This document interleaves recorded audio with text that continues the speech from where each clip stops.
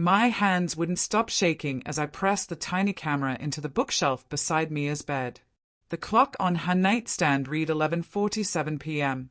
I had maybe 10 minutes before Mark finished his shower. The camera was smaller than a lipstick tube, hidden behind her stuffed elephant. I could barely breathe as I adjusted the angle, making sure it captured the doorway in her bed. My heart hammered so loud I thought it would wake her. 3 weeks.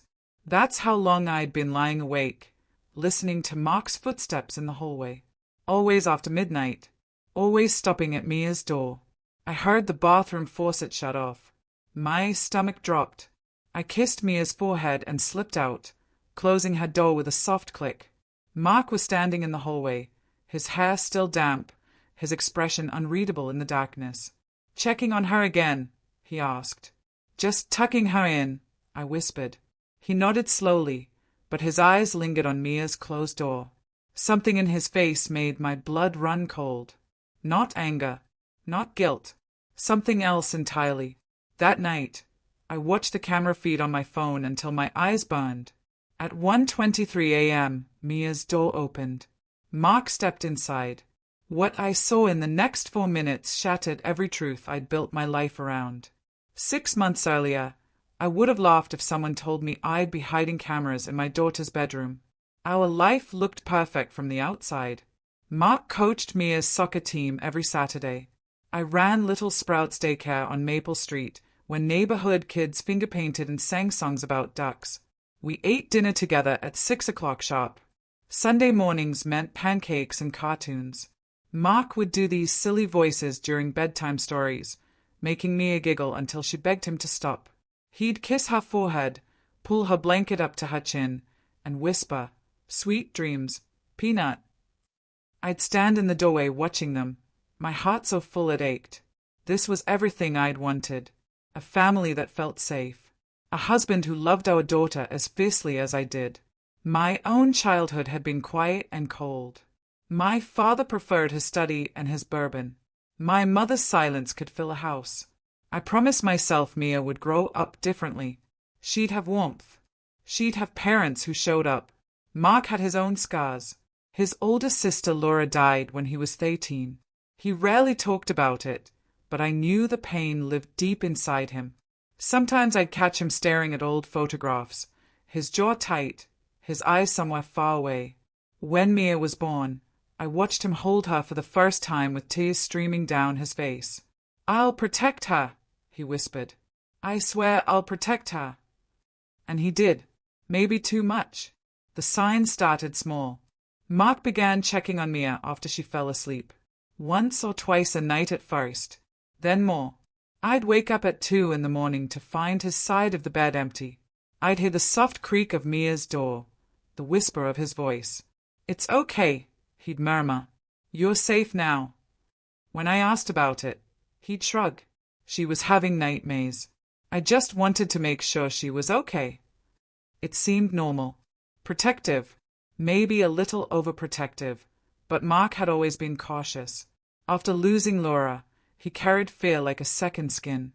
Then Mia started changing. She stopped drawing her usual pictures of rainbows and horses. Instead, she sketched dark clouds and locked doors, figures with no faces. She'd sit at the kitchen table, her colored pencils scattered around her, creating these strange, sad images that made my chest tighten. "What's this one about?" I asked, pointing to a drawing of a girl standing alone in a gray room. Mia shrugged. "Just a dream I had." "Do you want to talk about it?" She shook her head and put her pencils away. At school, her teacher Ms. Carter pulled me aside during pickup. "Mia seems withdrawn lately. Is everything okay at home?" My throat went dry. "What do you mean?" "She used to love recess. Now she sits by herself. She hasn't turned in her reading journal in 2 weeks." Ms. Carter's eyes were kind but worried. "I'm just concerned." I promised to talk to her, but when I tried, Mia went quiet, her small body curling inward like she was trying to disappear. Mark said I was overreacting. She's 10. Kids go through phases. But I knew my daughter. Something had changed. She flinched when Mark touched her shoulder. She avoided eye contact during dinner. At night, I'd hear her crying softly through the walls. Bad dreams, she'd say when I asked. Mark's late-night checks became more frequent. 3 times, 4 times. Some nights he'd stay in her room for 20 minutes. When I asked what he was doing in there, he got defensive. I'm her father. I'm making sure she's okay. But Mark, she needs sleep. We both do. His face hardened. You don't understand what it's like to lose someone you love. I'm not taking chances. The argument felt wrong. Twisted, like we were fighting about something neither of us wanted to name. Then came the night I found him sitting on Mia's bed at midnight, reading from an old notebook. His voice was strange, almost pleading. When I stepped into the room, he jumped like I'd caught him stealing. What are you doing? Nothing. Mia had a nightmare. I was just calming her down. But Mia was asleep, deeply asleep, and the notebook in his hands was filled with Laura's name, over and over, in handwriting that looked frantic. That's when I knew. Something was deeply, terribly wrong in my home, and I had no idea how to stop it. What is Mark really doing in Mia's room at night? I started counting Mark's trips to Mia's room. Monday night, 4 times. Tuesday, 5. Wednesday, I lost count somewhere around 3 in the morning when exhaustion finally dragged me under. He'd slip out of bed so quietly I almost missed it. The soft pad of his bare feet on carpet. The gentle turn of Mia's doorknob. Then silence. 10 minutes. 15. Sometimes half an hour before he'd return, sliding back under the covers like nothing happened. Mark, I whispered one night, my hand on his shoulder. You were in there a long time. She was restless. I stayed until she settled. But she's 10. She doesn't need. I know what she needs. His voice had an edge I'd never heard before. Sharp. Final. I told myself I was overreacting. Mark had always been a devoted father. When Mia was a baby, he'd rock her for hours while I slept. He built her dollhouse from scratch. He learned to braid hair by watching YouTube videos. This was just an extension of that love, right? But the doubt crept in anyway, cold and persistent. I started noticing other things. Small things that individually meant nothing but together formed a pattern I couldn't ignore. Mark's phone was always face down now. He'd changed his passcode. When I asked why, he said he didn't realize he had. What's on there that I can't see? I tried to keep my voice light, teasing. Nothing. It's just automatic. Muscle memory. He didn't look up from his coffee. The space between us grew wider. We used to talk for hours after Mia went to bed, sharing stories from our day, making plans for the weekend. Now Mark disappeared into the garage or buried himself in his laptop. When I tried to kiss him, really kiss him, he'd turn his head so my lips landed on his cheek. I'm tired, he'd say. You're always tired lately. Work's been stressful. But I knew his schedule. He'd been leaving the office early, coming home by 4 o'clock. Where those extra hours went, I had no idea. Our intimacy died slowly. No fights, no dramatic conversations. Just a quiet retreat from each other, like we were strangers sharing a house. The last time we'd made love was over 2 months ago. I tried not to think about what that meant. Jessica noticed during our Thursday coffee date. We met at the same cafe every week, a ritual we'd kept since college. You look exhausted, she said, stirring sugar into her latte. I'm not sleeping well. Is Mark still doing those night checks? I told her about it weeks ago, laughing it off as overprotective dad behavior. Now I couldn't manage the laugh. It's gotten worse, I admitted, multiple times a night. And Mia, she's not herself. Jessica leaned forward. What do you mean? I told her about the drawings, the teacher's concerns, the way Mia went silent whenever Mark entered a room, how she'd started asking to sleep with her door locked. She's never asked for that before, I said. Why would she suddenly need a lock? Did you ask her? She said she wanted privacy. I wrapped my hands around my cup, seeking warmth. But she's 10, Jess. What kind of privacy does a 10-year-old need from her parents? Jessica's face changed. Something flickered in her eyes, concern mixed with something darker. Sarah, have you considered? Don't. I cut her off. I knew where she was going, and I couldn't hear it. Not yet. Mark would never. He loves her. I know he does. But love can be complicated. And grief. He's grieving his sister. That's all this is. He's afraid of losing Mia the way he lost Laura. But even as I said it, the words felt hollow. That night, I pretended to be asleep when Mark got up. Through slitted eyes, I watched him leave our room. I counted to 30, then followed. The hallway was dark except for the night light plugged in near the bathroom. Mark stood outside Mia's door, his hand on the knob, his head bowed like he was praying, or gathering courage. He went inside. I crept closer, my heart hammering. The door was cracked open just enough for me to see a sliver of Mia's room. Mark sat on the edge of her bed. She was asleep, her breathing deep and steady. He was just sitting there, watching her. I'm sorry, he whispered. I'm so sorry. Sorry for what? He reached out and touched her hair, so gently it barely moved. His shoulders shook. He was crying. I should have gone in. Should have demanded answers. But fear rooted me to the floor. Mark stayed in that room for 43 minutes. I know because I stood in that hallway, watching the clock on my phone, counting every excruciating second. When he finally emerged, I was back in bed, eyes closed, pretending. He slid in beside me. His breathing was ragged, uneven. Sarah, he whispered. I didn't answer. I love you. I hope you know that. The words should have comforted me. Instead, they felt like goodbye. The next morning, Mia wouldn't eat her cereal. She pushed it around her bowl, her eyes distant. Sweetheart, you need to eat something. I'm not hungry. Mark walked into the kitchen, and Mia's whole body tensed.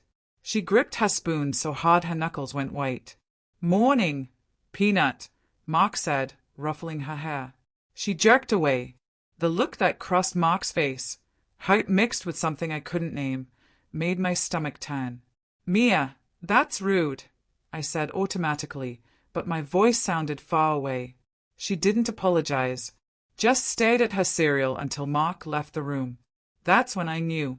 Whatever was happening in this house, whatever truth was hiding in those midnight visits, my daughter was at the center of it. And she was terrified. The call from Ms. Carter came during nap time at the daycare. I was cleaning up Play-Doh when my phone buzzed. Mrs. Reynolds, do you have a moment?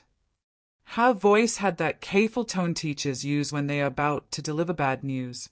Of course. Is Mia okay? Physically, yes. But I'm worried about her emotional state. Papers rustled in the background. She's not participating in class. During recess, she sits alone by the fence. Yesterday, she didn't turn in her book report, which is unusual for her. My chest tightened. Did she say why? When I asked, she said she forgot. But Sarah, I've been teaching for 17 years. This isn't forgetfulness. This is a child carrying something heavy. I closed my eyes. I'll talk to her. There's more. Ms. Carter paused. She's been drawing during quiet time. The images are concerning. Dark themes. Isolation.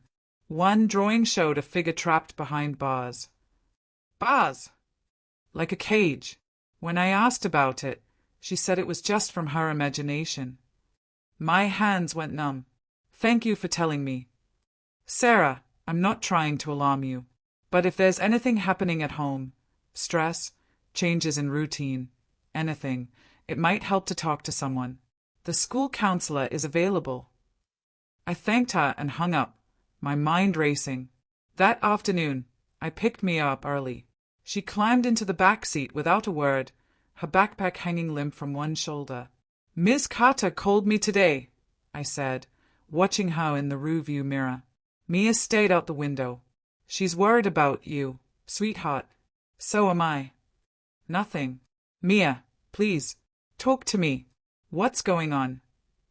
Nothing's going on. Her voice was flat, emotionless. Your teacher says you're not yourself. You're not eating. You're not sleeping well. Those drawings. They are just drawings. She finally looked at me, and what I saw in her eyes broke my heart. Not anger. Not defiance. Fear. Pure, crystallized fear. Baby, what are you afraid of? Her lips trembled. For a moment, I thought she'd tell me. Then she turned back to the window, shutting me out completely. Nothing. I'm not afraid of anything. At home, she disappeared into her room. I stood outside her closed door, listening to the silence. No music. No sounds of play. Just quiet. Mark came home at 5:30, earlier than usual. He found me in the kitchen, staring at Mia's latest drawing I'd found in her backpack. A stick figure lying in bed. Another figure standing in the doorway. Black scribbles between them like a wall of static. What's that? Mark asked. Mia drew it. I couldn't look at him. The teacher called. She's worried. Worried about what? About Mia's behavior. Her withdrawal. These drawings. Mark grabbed the paper, studying it. His face went pale. It's nothing. Kids draw weird stuff all the time. This isn't weird, Mark. This is a cry for help. You're reading too much into it. He crumpled the drawing and tossed it in the trash. Mia's fine. She's not fine. Look at her. She barely speaks. She won't eat. She locks her door at night. So she wants privacy. That's normal. Nothing about this is normal. My voice rose, and I didn't care. You're in her room every night. Multiple times. What are you doing in there? Mark's jaw clenched. I'm checking on our daughter. That's what fathers do. For 40 minutes? At 2 in the morning. His eyes widened. Are you spying on me? I'm protecting my daughter. The words hung between us like a grenade. Mark's face shifted through emotions too fast to track. Shock, hurt, anger, something else I couldn't identify. Protecting her from what? His voice was dangerously quiet. From me. I couldn't answer. Because yes, that's exactly what I meant. And saying it out loud would destroy everything. Mark turned and walked out. I heard the garage door slam. His car started. He drove away without another word. I stood alone in the kitchen, my hand shaking. Part of me wanted to chase him down, apologize, take it all back. But a bigger part, the mother part, knew I'd said what needed saying. That night, I tried again with Mia. I sat on her bed while she pretended to read a book. Sweetheart, I need you to be honest with me. Has Daddy done anything that makes you uncomfortable? She froze. The book trembled in her hands. Mia. No. Her voice cracked. Daddy's fine. Then why are you scared? I'm not scared. But tears were streaming down her face now, and her whole body shook with the effort of holding something in. I pulled her into my arms. She resisted at first, then collapsed against me, sobbing. It's okay, I whispered, stroking her hair. Whatever it is, you can tell me. I promise I'll keep you safe. She cried for 10 minutes without saying a word. When the tears finally stopped, she pulled away and wiped her face. I'm tired. Can I go to sleep now? Mia. Please, Mom. I just want to sleep. I had no choice but to leave. At her door, I turned back. I love you. More than anything in this world. And nothing, absolutely nothing, is more important to me than keeping you safe. Do you understand? She nodded, but wouldn't meet my eyes. Mark didn't come home that night. He texted at 11, staying at Adam's. Need space. I lay awake in our empty bed, my mind spinning through possibilities I didn't want to face. Every scenario felt like a nightmare. But the worst part was the question that wouldn't stop echoing. What if my husband, the man I'd trusted with everything, was the person I needed to protect Mia from? The thought made me sick, but I couldn't shake it. So I did something I'd promised myself I'd never do. I ordered a hidden camera online. Express shipping. It would arrive tomorrow. Because if I was wrong, I needed proof. And if I was right, God help us all if I was right. The package arrived in a plain brown box on Thursday afternoon. I signed for it while 3 toddlers fought over blocks in my daycare living room. Inside was a small alarm clock with a camera hidden in the face. The lens was invisible unless you knew exactly where to look. The instructions promised high-definition video, night vision, and motion detection. Everything I needed to spy on my own husband. My stomach churned as I read through the setup guide. What kind of person does this? What kind of wife secretly records her husband in their daughter's bedroom? But then I remembered Mia's face, the fear I'd seen there, the way she pulled away from Mark's touch, the drawings, the silence, Ms. Carter's worried voice on the phone. I had to know. That evening, while Mark was still at Adam's house and Mia was at soccer practice with a friend's mom, I set up the camera. My hands trembled as I positioned it on Mia's nightstand, angling it to capture both the door and her bed. I tested it 3 times, checking the video feed on my phone. Perfect clarity. Even in the dark, I could see everything. I deleted the test footage and sat on Mia's bed, surrounded by her stuffed animals and chapter books. This room held so many good memories. Birthday parties, bedtime stories, Christmas mornings. Now it felt contaminated by suspicion and fear. "I'm sorry," I whispered to the empty room. To Mia, to Mark, to whoever would be hurt by what I was about to discover. Mark came home that night around 8. He looked exhausted, dark circles under his eyes, his shirt wrinkled. "We need to talk," he said. We sat at the kitchen table with cold coffee between us. Neither of us drank. "I know you're worried about Mia," Mark started. "I am too. But Sarah, you have to trust me. I would never hurt our daughter." "Then help me understand what's happening. Why are you in her room so much?" He rubbed his face. "I can't sleep. I keep thinking about Laura, about how I couldn't save her. When I check on Mia, it helps. It reminds me she's safe. But it's affecting her, Mark. Can't you see that? She's terrified." "She's not terrified of me. She's just going through something. Preteen stuff. She's 10.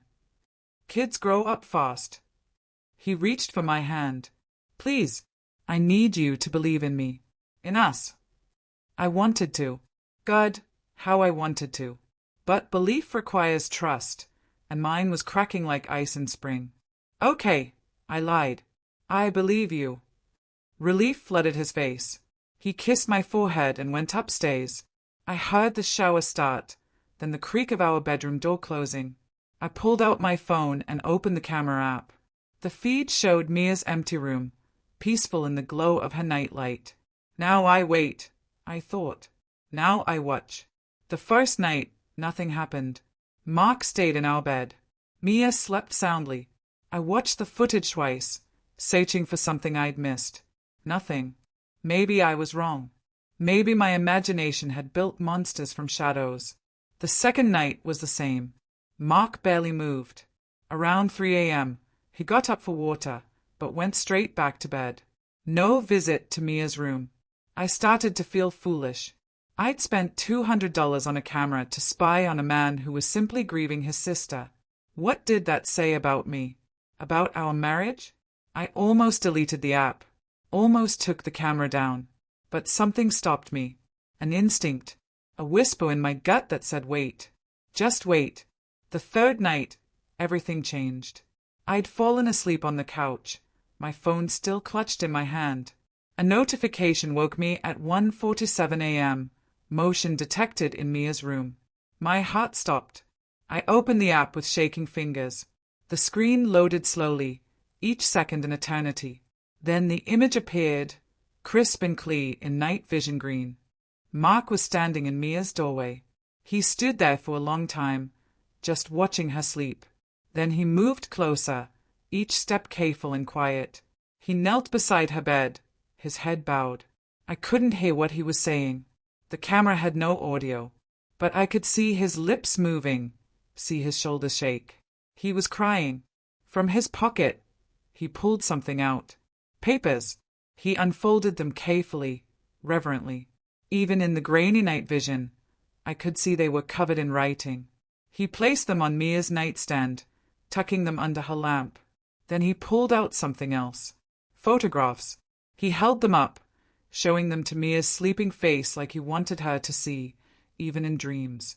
My breath came in short gasps. What was he doing? Mark stayed there for 23 minutes. I timed it.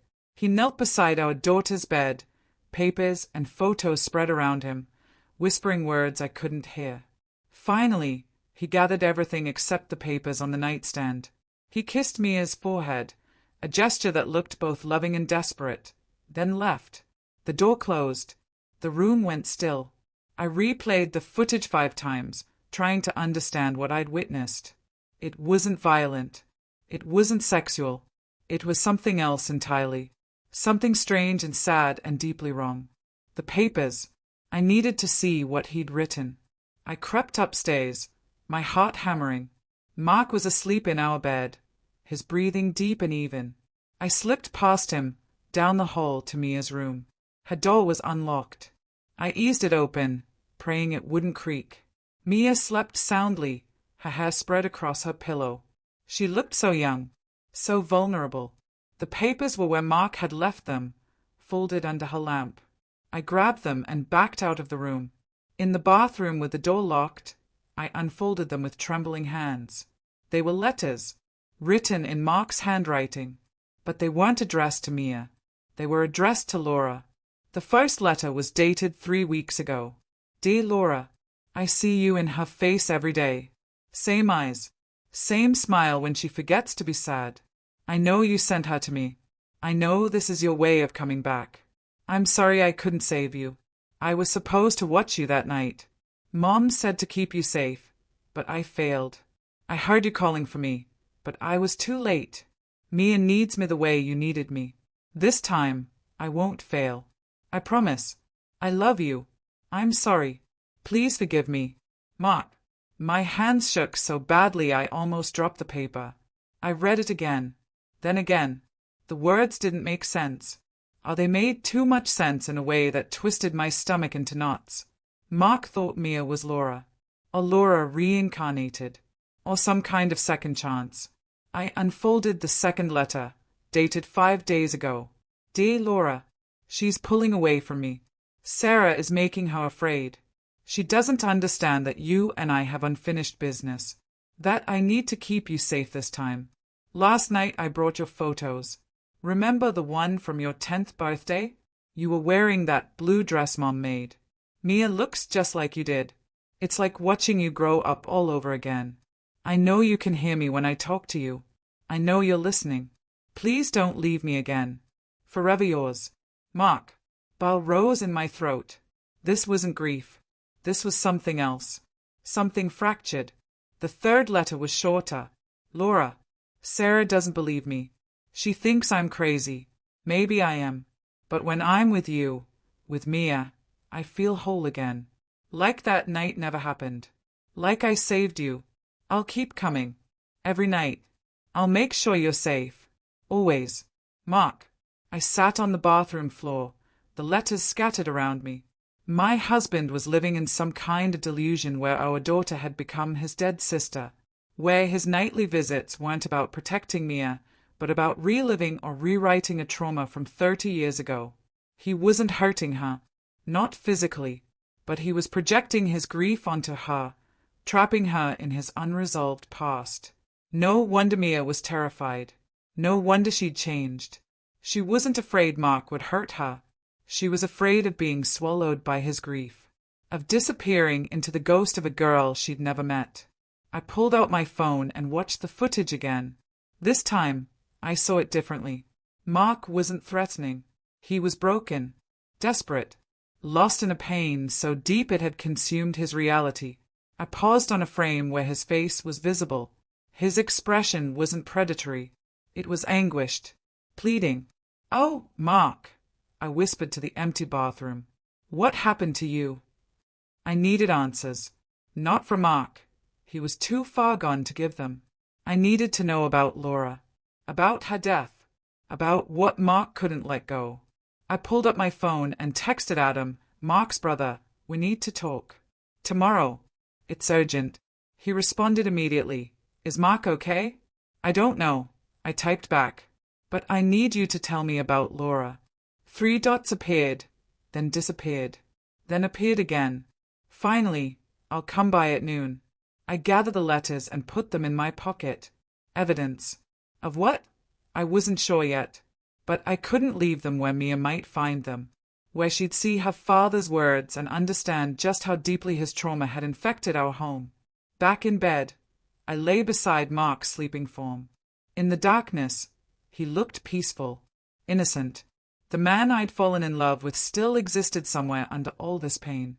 But he was drowning, and he was pulling Mia down with him. I thought about confronting him in the morning, showing him the letters, demanding he get help. But something told me to wait, to learn more first, because there was a piece missing from this story, something Mark hadn't said, something about Laura's death that had broken him so completely. When I read the notes he left, my hands went cold, not from fear of violence, but from the realization that the man I married had been living in 2 realities, one with me and Mia, one with a sister who died decades ago. And those realities were colliding in our daughter's bedroom every night. I had to save Mia from becoming a ghost's replacement. But to do that, I needed to understand the ghost herself. Who was Laura? How did she die? And why did Mark blame himself so completely that he couldn't tell the difference between his daughter and his sister? Tomorrow, Adam would give me answers. Tonight, I would watch Mark sleep and wonder if I'd already lost him to a grief older than our marriage. Adam arrived exactly at noon, carrying a worn showbox under his arm. His face was grim. We sat in the living room while Mia was at a friend's house and Mark was showing properties across town. I'd made sure we'd be alone. "Tell me about Laura," I said. Adam set the showbox on the coffee table. "What did Mark tell you?" "Almost nothing. Just that she died when he was 13. An accident. That's what everyone calls it." Adam's jaw clenched. An accident. Like it was random. Like no one was responsible. He opened the showbox. Inside were photographs, newspaper clippings, and a child's diary with a purple cover. "Laura was my sister too," Adam said quietly. "I was only 8 when it happened, but I remember." He pulled out a photo. A girl with long dark hair and bright eyes, maybe 10 years old, wearing a blue dress and blowing out birthday candles. The resemblance to Mia was shocking. "She was beautiful," I whispered. "She was everything. Smart, funny, kind. Mark worshipped her. They were inseparable." Adam's voice cracked. "That's why what happened destroyed him." "What did happen?" Adam pulled out a yellowed newspaper clipping. "Local girl drowns in pond tragedy." It was summer, July 16th, 1995. Mom had to work late. She told Mark to watch Laura and me at the community pool. He was 13, so Mom trusted him. My stomach dropped. I knew where this was going. Laura wanted to go to the pond instead, the one behind our neighborhood. Mark said no, it was dangerous, but Laura kept begging. She was strong-willed. Adam smiled sadly. Finally, Mark gave in. He figured he could watch us there just as well. He pulled out another photo. 3 kids at a pond, squinting in bright sunlight. Mark looked young and carefree, his arm around Laura's shoulders. This was taken 2 hours before she died. I covered my mouth. We were swimming, playing games. Mark was watching us, but he was also 13 and stupid. Some older kids showed up with a football. They asked Mark to play, just for a few minutes. "He left her alone," I whispered. "He left both of us, but I was in the shallow part." Laura swam out deeper. She was a good swimmer, but there was this drop-off no one knew about. 1 minute she was there, the next she just went under. Adam's hands trembled. I started screaming. Mark dove in immediately, but he couldn't find her.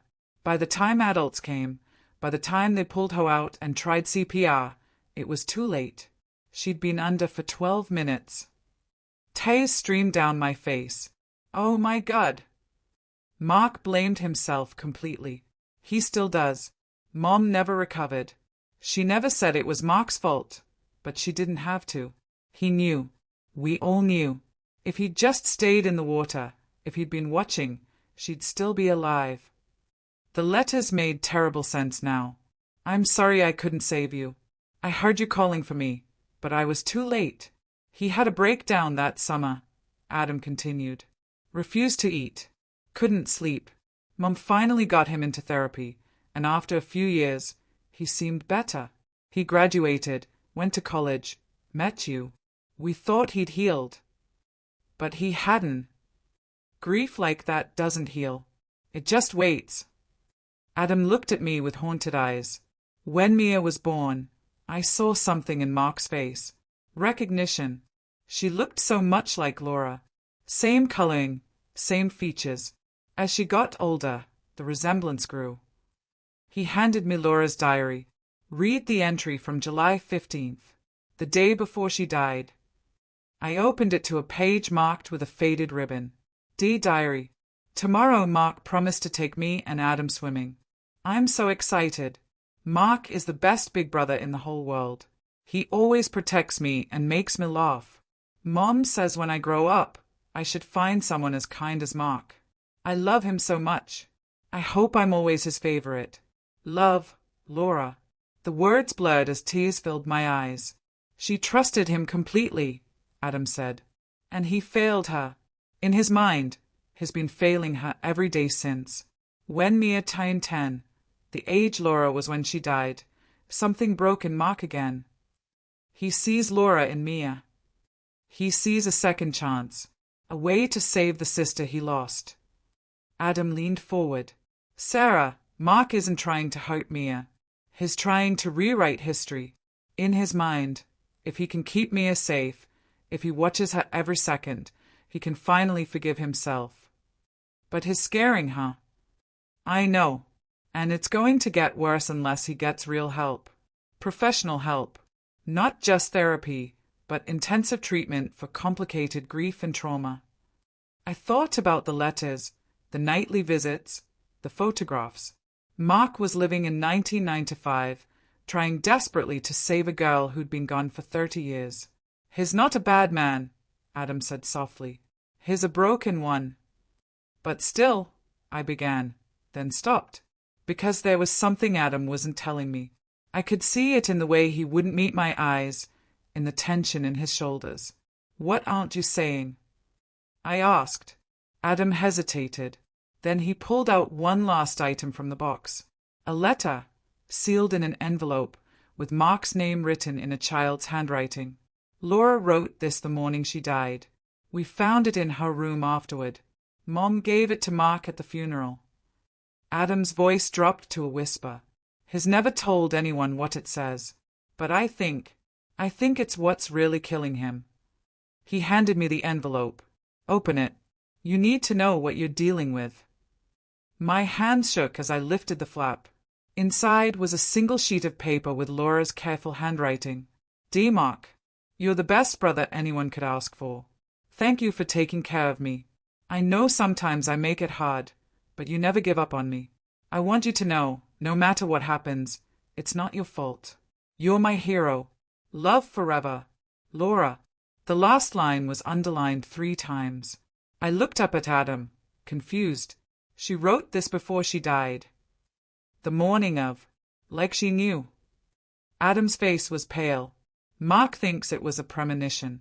That Laura knew she was going to die and was trying to tell him it wasn't his fault. But instead of giving him peace, it made everything worse. Because how do you forgive yourself when the person you failed forgave you before they died? My heart shattered for the boy Mark had been, the man he'd become, carrying a forgiveness he couldn't accept, replaying a tragedy he couldn't change. But none of that excused what he was doing to Mia. He needs help, I said firmly. Real help. Or I'm taking Mia and leaving. Adam nodded. I'll help you convince him. But Sarah, you need to prepare yourself. What he's hiding next, the reason his breakdown started when Mia turned 10 specifically, it's going to change everything again. A chill ran through me. What do you mean? There's one more secret about that day. Something Mark's never told you. Something even I only learned last year. Adam's eyes filled with tears. And when you know the full truth, you'll understand why he's been watching Mia so desperately. Because it wasn't just about saving Laura. Then what was it about? Adam opened his mouth to answer. That's when we heard Mark's car pull into the driveway. Adam and I barely had time to hide the showbox before Mark walked through the front door. He stopped when he saw us sitting together, his face shifting from surprise to suspicion. What's going on? Mark, I said carefully, standing up. We need to talk. About what? His eyes darted between us, landing on the showbox I hadn't quite pushed under the couch. Recognition flashed across his face. Adam, what did you tell her? The truth, Adam said quietly. She deserves to know. Mark's face went white. For a moment, I thought he might run, or yell. Instead, he sank into the nearest chair like his legs had given out. You went through my things. His voice was hollow. I found the letters, Mark. The ones you leave in Mia's room. He closed his eyes.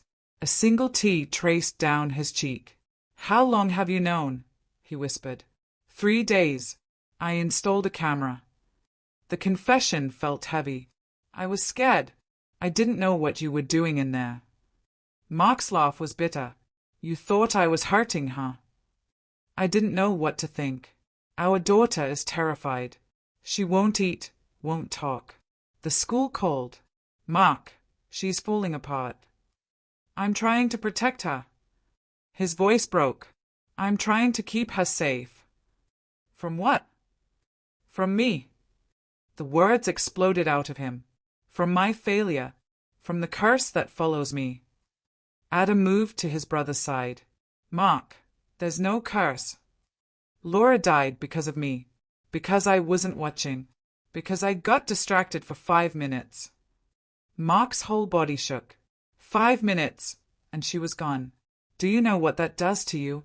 Living with that. I know you've carried it alone for too long, I said gently, kneeling in front of him.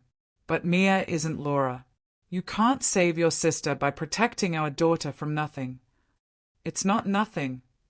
Mark looked up, and the pain in his eyes nearly destroyed me. When Mia turned 10, she was the exact age Laura was. Same height, same laugh. I started having the nightmares again. Every night, I'm back at that pond. I hear Laura calling for help, but I can't reach her. I wake up in a panic, terrified that something will happen to Mia. So you check on her, I said softly. I have to. I have to make sure she's breathing, that she's safe, that nothing's taken her. His hands gripped his knees. I know it's irrational. I know I'm scaring her, but I can't stop. Every time I try, I see Laura's face underwater, and He broke down completely, shoulders heaving with sobs that came from somewhere deep and ancient. I wrapped my arms around him, and Adam did too. We held him while 30 years of grief poured out. I tried to get help, Mark gasped between sobs. Years ago, after we got married, I went to therapy for 6 months, but talking about it made it worse. Every session, I had to relive that day. The therapist said I needed to forgive myself. But how? How do you forgive yourself for letting your sister die? It was an accident, Adam said firmly. You were a kid. I was her protector. That's what big brothers do. They protect. Mark pulled back, wiping his face. When Mia was born and I saw her face, I thought maybe this was my second chance. Maybe God was giving me another chance to get it right. My heart ached for him, for the impossible burden he'd been carrying. Mark, you can't redo the past through Mia. She needs her father, not a guardian haunted by ghosts. I know. His voice was barely audible. I know I'm failing her too. I see it in her eyes. She's scared of me. My own daughter is scared of me. She's not scared you'll hurt her, I said carefully. She's scared of losing herself. When you look at her, you see Laura. Mia feels that. She feels like she's disappearing. Mark buried his face in his hands. I never wanted this. I never wanted to hurt anyone again. Then let us help you, I said. Real help. Not just talking to a therapist once a week, but intensive treatment. Whatever it takes. I'm afraid, he admitted. What if therapy doesn't work? What if I can't stop? Then we'll figure it out together. But Mark, this can't continue. Mia needs her father present, not trapped in 1995. He nodded slowly. Okay, I'll try. I'll do whatever it takes. Relief flooded through me. We were finally getting somewhere. Finally breaking through. Then Mark looked up, and something in his expression made my blood run cold. But there's something else, he said quietly. Something I've never told anyone. Not Adam. Not my therapists. Not you. Adam leaned forward. What is it? Mark's hands trembled. The day Laura died, before we went to the pond, she told me something. She said she'd had a dream the night before. A bad dream. What kind of dream? I asked. She dreamed she was drowning. She told me she was scared of water that day, that maybe we shouldn't go swimming. Mark's voice dropped to a whisper. And I told her it was just a dream.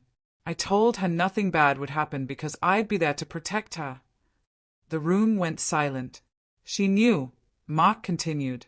Some part of her knew she was going to die, and she tried to tell me, and I didn't listen. I convinced her to go anyway. Mark, that's not, Adam started. And the worst part. Mark looked directly at me. 3 days ago, Mia told me she had a nightmare about drowning. She asked me if drowning hurts. And I realized, what if it's happening again? What if Mia somehow knows something bad is going to happen to her? My heart stopped. That's why I've been watching her so closely. Not just because she looks like Laura. Because what if she's having the same premonitions? What if history is trying to repeat itself, and this time I have to stop it? I stared at my husband, at the wild fear in his eyes, and realized we were dealing with something far deeper than grief. This wasn't just trauma. This was a complete break from reality. Mark believed our daughter was in danger from fate itself. That some cosmic force was coming for her the way it had come for Laura. That his nightly vigils weren't compulsive. They were necessary. Mark, I said carefully, Mia's nightmare was probably because she's anxious. Kids have bad dreams. That's what I told myself about Laura's dream. His eyes filled with tears. And she died 12 hours later. Adam and I exchanged glances. This was worse than we'd thought. We're getting you help immediately, I said firmly. Today. Right now. But what about Mia? Mark grabbed my hands. Sarah, please. What if I'm right? What if something happens while I'm gone? The desperation in his voice terrified me more than anything that had come before, because I realized that no amount of talking would convince him. Mark wasn't just grieving or guilty. He'd constructed an entire mythology around his sister's death, one where dreams predict tragedy, where protection requires constant vigilance, where his daughter was marked by the same fate. And somewhere in his fractured mind, he believed it completely. Mark, I said slowly, has Mia said anything else about this dream? Anything specific? No, just that she was scared of water, that she felt like she was sinking. He looked at me with desperate hope. You believe me, don't you? I couldn't lie to him, but I couldn't fuel his delusion either. I believe you're terrified. I believe you love Mia more than anything. That's not what I asked. Before I could answer, Mark stood abruptly. I need to show you something. Then you'll understand. He disappeared upstairs. Adam and I sat frozen, unsure whether to follow. This is bad, Adam whispered. His worse than I thought. What did you mean, Ilia? About one more secret? Adam's face was grim. I was going to tell you. Mark returned carrying his laptop. I've been documenting everything. Every night. In case something happens. In case I need proof. He opened the laptop and clicked on a folder labeled Voice Journal, Private. Inside were dozens of audio files, each dated and time-stamped. The oldest was from 3 months ago. You've been recording yourself? I asked. Every time I check on Mia. His hands shook as he scrolled through the files. Listen. You need to hear this. He clicked on a file from 2 weeks ago. His voice filled the room, whispered and raw. It's 2:47 a.m. Mia's sleeping. She looks peaceful, but I can see the tension in her face. Laura used to look like that before the night maze. I'm scared, Laura. I'm so scared I'll fail again. Please, if you can hear me, please protect her. I can't lose another person I love. I can't survive it. The recording ended. Mark clicked another. 1:33 a.m. She moved in her sleep, reached out like she was drowning. I almost woke her, but Sarah says I'm making it worse. I don't know what to do. The anniversary is coming. July 16th. That's when it happened last time. What if? He stopped the playback, his breathing ragged. I've recorded over 40 hours of these. He looked at me with hollow eyes. Every night, I go in there and I talk to Laura. I ask her to keep Mia safe. I apologize. I beg for forgiveness. And sometimes... His voice broke. Sometimes I feel like she answers me. My blood ran cold. What do you mean? There are sounds on the recordings. Whispers. Things I don't remember saying. Mark's eyes were wild now. I think Laura's trying to warn me. I think she's telling me Mia's in danger. Adam stood up. Mark, you need to hear yourself. This isn't rational. I know how it sounds. Mark's voice rose. I know you think I'm losing it, but I have proof. Listen to this one. He pulled up a file from 3 days ago and hit play. His whispered voice came through the speakers. Laura, please, give me a sign. Tell me what to do. Then, in the background, barely audible, a child's voice. Help me. I felt like the floor had dropped out from under me. That's not Mia, Mark said quickly. She was asleep. I checked. The voice came from somewhere else. Mark, that could be anything, Adam said. Audio compression, interference from outside. It's Laura. Mark's conviction was absolute. She's trying to tell me something terrible is going to happen. I looked at my husband, this man I'd loved, this father who'd read bedtime stories and coached soccer, and saw a stranger. Someone so deep in trauma and magical thinking that reality had become negotiable. These recordings, I said carefully. Did you make them in Mia's room? Yes, every night. And you've been talking to a ghost. Your dead sister. I know how it sounds. Mark, our daughter has been sleeping with you whispering in her room for months. About death. About drowning. About failing to save someone. My voice shook. Even if she was asleep, some part of her heard you. Do you understand what that does to a child? His face crumpled. I never thought. You've been filling her subconscious with your nightmares. The drowning dream she told you about? You planted it there. Night after night, whispering about water and death and tragedy. Mark staggered backward like I'd hit him. No, I was protecting her. You were traumatizing her. Tears streamed down my face. The person she needed protection from was you. Sarah, please. I'm taking Mia and leaving. Tonight. The words came out before I'd fully thought them through, but once spoken, I knew they were right. You need serious help, Mark. More than outpatient therapy. You need to be in a facility. I'll go. I'll check myself in right now. Just don't take her away from me. That's exactly what needs to happen. Until you can separate reality from delusion, Until you stop seeing ghosts and premonitions, you can't be around our daughter." Adam put a hand on Mark's shoulder. "She's right, brother. You need intensive treatment. We'll find the best place." Mark's face cycled through emotions: denial, anger, grief, acceptance, in the span of seconds. Finally, he whispered, "What have I done?" "You've been sick," I said more gently. "This isn't your fault. The trauma broke something in you. But, Mark, we can't fix this with conversations and promises. You need real help." He nodded slowly, tears running freely now. "Can I say goodbye to her? Before you go?" Every instinct screamed no. But I saw the desperation in his face, not the wild-eyed delusion from moments before, but something more human. A father's love drowning in an ocean of pain. "One goodbye," I agreed. "Supervised. And then you pack a bag and Adam drives you to a treatment center. Tonight." "Okay." His voice was small, defeated. "Okay." He looked at me with such profound sadness that my heart broke all over again. "I love you," he whispered. "I love both of you more than anything. I never wanted to be the monster." "You're not a monster. You're sick, and we're going to help you get better." But even as I said it, I wondered if that was true, or if the Mark I'd married had been lost that day at the pond 30 years ago, and I'd been living with his ghost all along.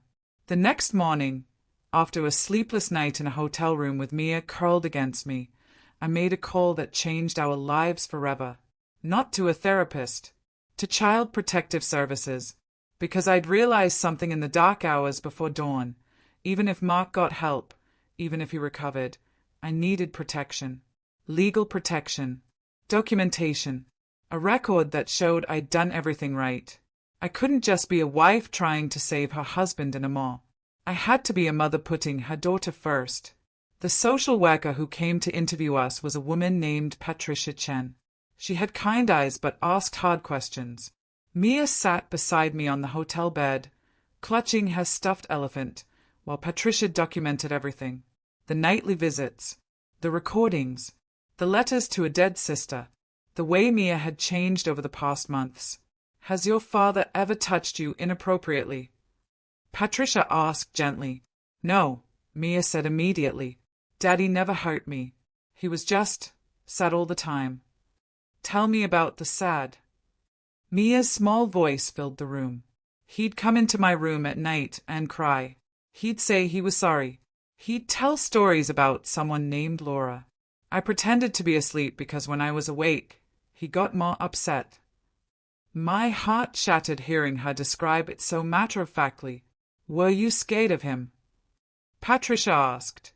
Mia considered this. "Not scared he'd hurt me.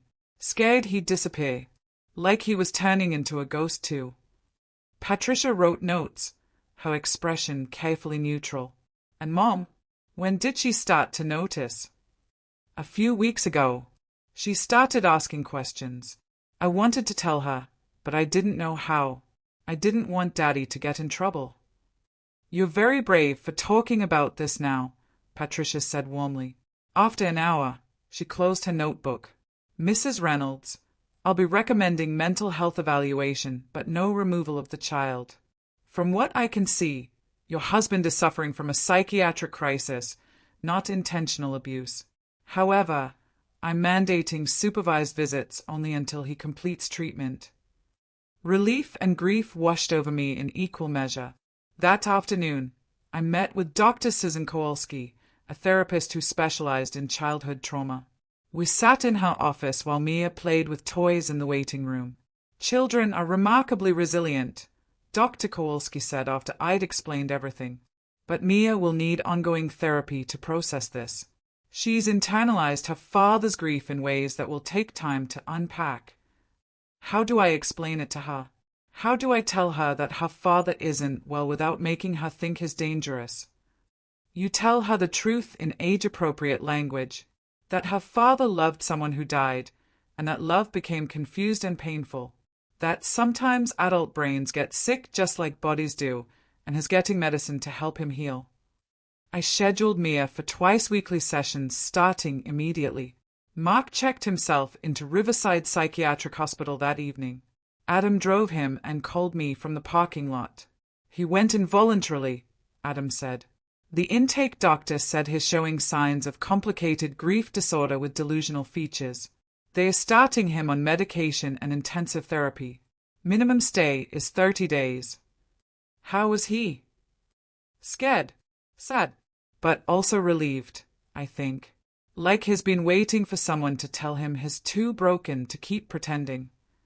That night, I sat Mia down and told her everything.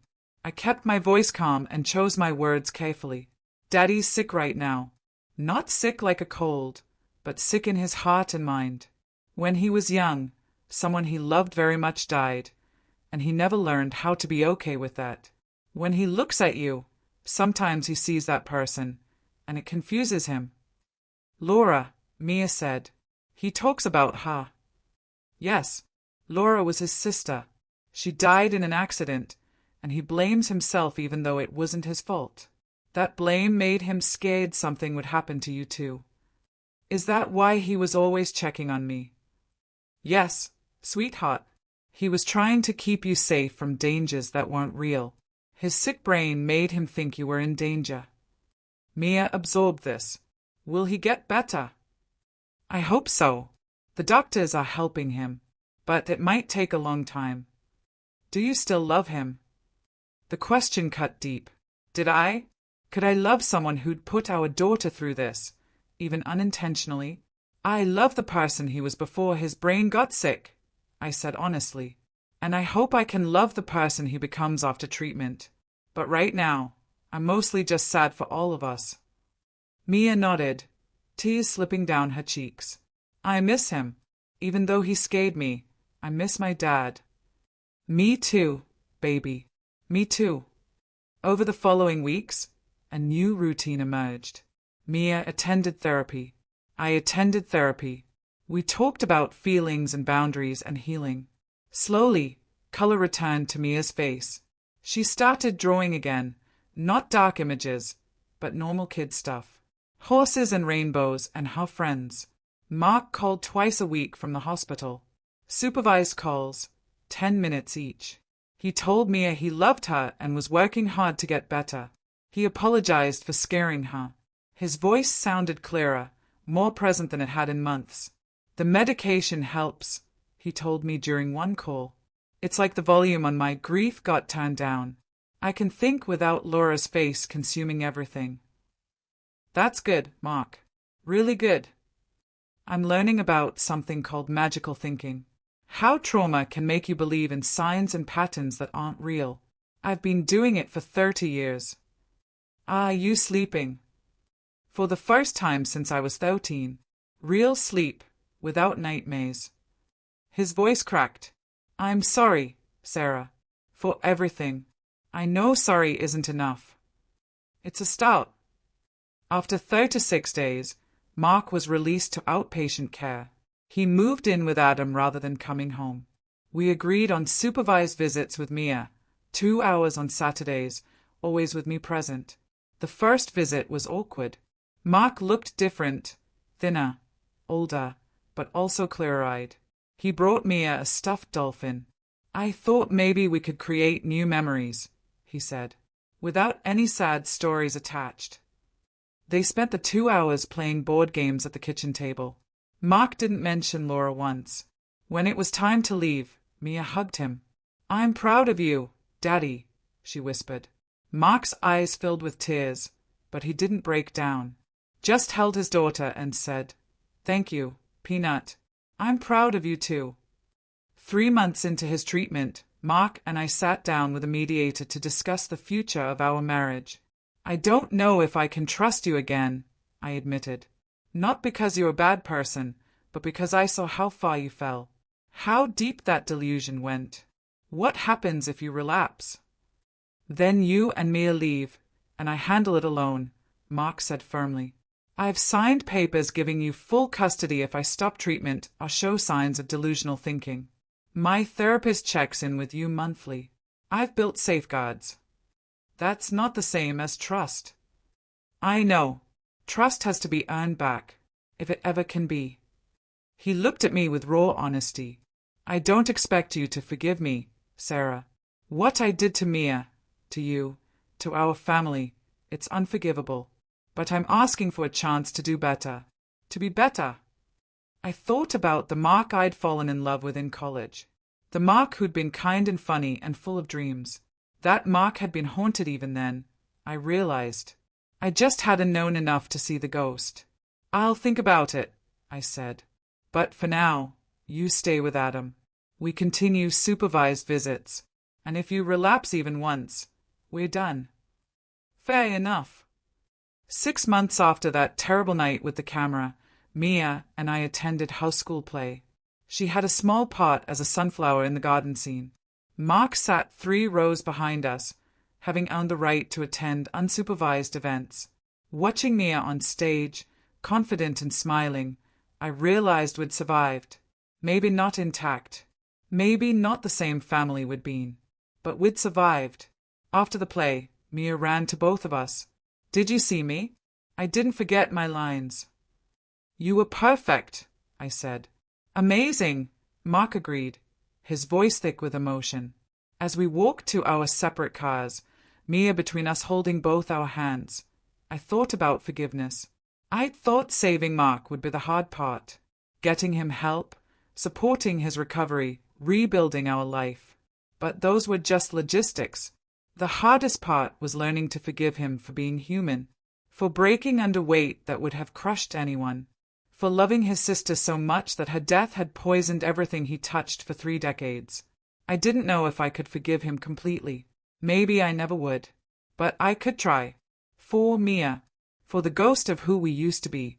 And maybe, if we were lucky, for who we might become. 1 year after the camera, I found myself standing in Mia's doorway watching her sleep. Just like Mark used to do. The irony wasn't lost on me. But I wasn't there to whisper apologies to ghosts. I was there because she'd asked me to check on her before bed. A request that felt like progress. Like trust slowly rebuilding itself. Her room looked different now. New paint, brighter colors. We'd redecorated together, choosing every detail as a way to reclaim the space. The shelf where I'd hidden the camera held her soccer trophies instead. The nightstand where Mark left his letters now displayed library books and friendship bracelets. We'd created new memories to cover the old ones. Not erasing them. Healing doesn't work that way, but building something light on top of the heavy foundation. I pulled her door closed and went downstairs where Mark sat at the kitchen table. He came for dinner twice a week now, sometimes staying until Mia's bedtime. We weren't living together. I wasn't sure we ever would be again. But we were learning to be parents together, which mattered more. She's sleeping, he asked. Out like a light. Soccer practice wore her out. Mark smiled. She's gotten good. Did you see that goal she made last week? I was there. I poured myself tea and sat across from him. Mark, can I ask you something? His expression grew cautious. After everything, hard questions still made him tense. Of course. Do you still see Laura when you look at Mia? He was quiet for a long moment. Sometimes. But it's different now. I see the resemblance. But I also see Mia, her own person with her own life. The medication helps. So does the therapy. My doctor calls it reality testing. Learning to separate what's real from what my trauma wants me to believe. That must be hard. It is. Some days I still catch myself slipping into old patterns, wanting to check on her multiple times, feeling like danger is around every corner. He looked at his hands, but I've learned to recognize those thoughts for what they are. Symptoms, not truth. I watched him carefully. The Mark sitting across from me was different from the one who'd lived here a year ago. More present, more aware, but also carrying a sadness that would probably never fully leave. I'm proud of you, I said. I know that's a strange thing for a wife to say to her husband, but I am. The work you're doing, it's not easy. Neither is what you've done. Protecting Mia while trying to save me. That took strength I don't think I could have managed. His voice dropped. You could have just left. Taken her and never looked back. A lot of people would have. I thought about it. I wouldn't lie to him. There were days I wanted to pack everything and disappear. Start over somewhere he'd never find us. Why didn't you? Because Mia loves you. Even scared, even confused, she never stopped loving her dad. And I realized that taking you away from her completely would have been its own kind of trauma. She needed to see you get help, to understand that broken things can be repaired. Mark's eyes filled with tears, but he blinked them back. Does she talk about it? In therapy? Sometimes. Dr. Kowalski says she's processing it healthily. She knows you were sick. She knows it wasn't her fault. That's the important part. She doesn't blame herself. Thank God. Mark exhaled shakily. That was my biggest fear. That she'd internalize my breakdown the way I internalized Laura's death. We sat in comfortable silence for a while. This was new too, the ability to share space without tension crackling between us. It had taken months of family therapy sessions, awkward supervised visits, and slowly rebuilt boundaries. Sarah, Mark said quietly, do you think you'll ever be able to forgive me? Really forgive me? I'd known this question was coming, had rehearsed answers in my head during sleepless nights. But now, faced with his earnest expression, I realized I didn't have a clean answer. I'm working on it, I said honestly. Some days I'm close. Other days I remember how scared I was, how broken Mia was, and the anger comes back. That's fair. But Mark, I've learned something through all this. Forgiveness isn't a finish line. It's not something you reach and then you're done. It's a choice you make over and over, every day. Some days I choose it, some days I can't, and that has to be okay. He nodded slowly. I can live with that, as long as you keep choosing to let me be Mia's father. Always, whatever happens between us, you're her dad. No one can take that away. We talked until almost midnight, about Mia's upcoming school dance, about Mark's job. He'd switched from real estate to teaching, finding purpose in helping kids rather than selling houses, about my daycare expanding to a second location. We talked about everything except the future of our marriage. That question hung in the air, unanswered. Maybe it always would be. When Mark left, I locked the door behind him and stood in the quiet house. A year ago, this silence would have terrified me, would have sent me checking cameras and counting footsteps in the night. Now it just felt peaceful. I thought about everything we'd survived, the secrets that had nearly destroyed us, the truth that had been so hard to face, the healing that was still ongoing. If I could go back and tell that terrified woman installing a camera in her daughter's room one thing, it would be this. Trust your instincts, but lead with compassion. The signs you're seeing, the changes in your child, the strange behavior, the growing unease, they're real. Don't ignore them. But also don't jump to the worst conclusions without understanding the full story. Sometimes the scariest secrets aren't evil. They are just human. People breaking under impossible weight. Trauma that's gone untreated for so long it becomes part of their identity. Love twisted by grief until it barely resembles love anymore. Mark wasn't a monster. He was a man who'd been 13 years old when his world shattered, and who'd spent 30 years trying to glue the pieces back together with midnight vigils and desperate prayers. Did that excuse what he'd done to Mia? No. She'd still carry those scars, still remember the fear of those months. But understanding it helped. Knowing he'd been fighting demons I couldn't see, struggling with a pain that predated our entire marriage, it made forgiveness possible, even if not easy. I went upstairs and looked in on Mia one last time. She slept peacefully, her face relaxed in a way it hadn't been for so long. Tomorrow she'd wake up, eat breakfast, go to school, laugh with friends. She'd live a normal life because we'd caught the problem before it consumed her completely. That was the real lesson. Not about cameras or confrontations or dramatic revelations. It was about paying attention, asking hard questions, getting help before the cracks become chasms. breaking the silence that lets pain fester in darkness. My daughter would grow up knowing that mental health matters, that seeking help is strength, not weakness, that families can survive terrible things if they choose healing over hiding. And maybe, just maybe, when she became an adult, she wouldn't carry her pain alone the way Mark had carried his. I pulled her door closed and went to bed. In the darkness, I whispered a quiet prayer, not to Laura's ghost, but to the future, to the family we were becoming, to the hope that sometimes love really is enough to pull you back from the edge. The camera was long gone, donated to a women's shelter that could use it for real protection. We didn't need it anymore. We had something better now: truth, transparency, and the hard-won knowledge that the secrets we keep to protect each other often hurt the most. Sometimes the scariest secrets aren't evil, they're just human.